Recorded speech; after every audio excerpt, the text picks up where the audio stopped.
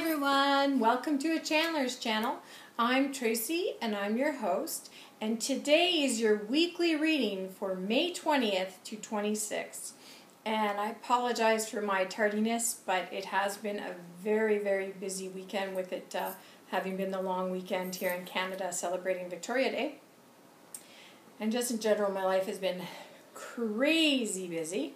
So if that's what you're here for, hold on, it's coming up. In regards to the crazy busy that I just said, that's very much in tune with what Whitehawk said would happen for our month of May. So if you haven't had a chance to hear that one out, go have a hearsay. So even though I'm going to be posting this a couple of days late, you know what?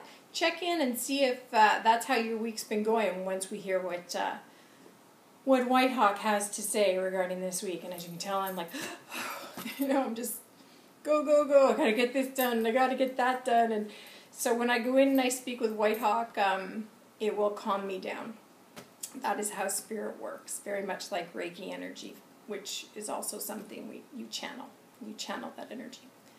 Which brings me to, I'm a channeler. I consciously channel my spirit guide or spirit, which means I'm conscious, which means I see him clairvoyantly, which means I see him. I hear him clairaudiently. There's a clear, now I'm going to get this wrong, clear sentient, which means I feel them as well. There's a clear cognizant, which means you just know. And I think I'm missing one. I should have wrote them down. I know it. Anyways, it's different from trance channeling. Trance channeling, you allow the spirit to completely inhabit your body. But, sorry, my mind went somewhere else there. I seen a white van. Nobody likes to see a white van, right? The spirit completely inhabits the body. And they actually may have no recollection. And I've seen a trance channeler, and it is quite something to see. And this flower is driving me absolutely crazy, so I'm going to move it a little further away. And then, of course, the big trance channeler that most people would know would be Edgar Casey, and I've not seen that. But anyways, I just wanted to mention that. And you're probably zipping through this, but don't, because there's really important information. Okay, without further ado, I am going to go and get the one and only Whitehawk and see what he has to say for the week that's already begun.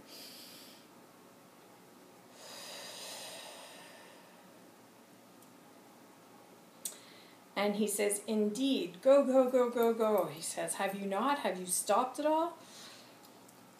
And everybody kind of goes, no. We're still go.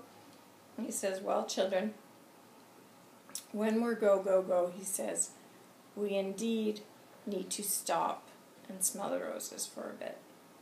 If only, he says, for 15 minutes. He says, that will slow the pace down in our life, he says, and that will bring our cognitive abilities back, he says. For when we go, race, he says, our brain, he says, cannot take in as much easily as when we are relaxed, he says.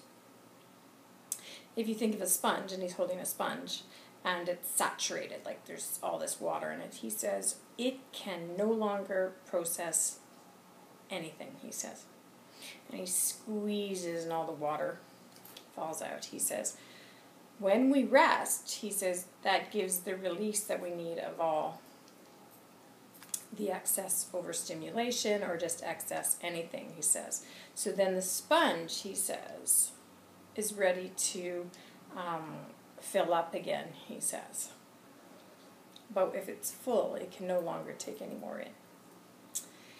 He says, and so that is the message, he says, of the week. Although we think we're coming here to find out what the week will be, oftentimes it's more of the message, he says, to help us to get through our weeks when they're busy. Sometimes I'm giving you tools, he says, to help you to move forth. And we're like, oh. He says, yes, children, I do not come here to tell you as to perhaps what your week will be like. He says, for there are many others, he says, who will and can do that, he says. And so we are here to differentiate, he says, and to differentiate would to be to speak to you of energy and help you to understand it. So that is all he says for now for this week. He says, although I do have one last thing to speak of, he says, taking out time for yourself, he says, is so important. It's imperative for the healthy functioning of our life, of our heart, he says, of our whole body system, he says. We need to schedule time in there, he says, in our hectic paced life to stop and smell the roses, he says. To so-called do nothing, he says. And yes, that does mean turning off the electronic devices, staying away from the malls, staying away from the TV, he says. Yes, it does all mean that, he says. But it also means,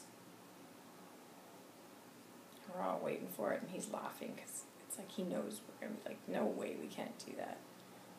It also means shutting off the brain. And we're like, yeah, right, how do you do that? He goes, how you do that, he says, is it comes through rest.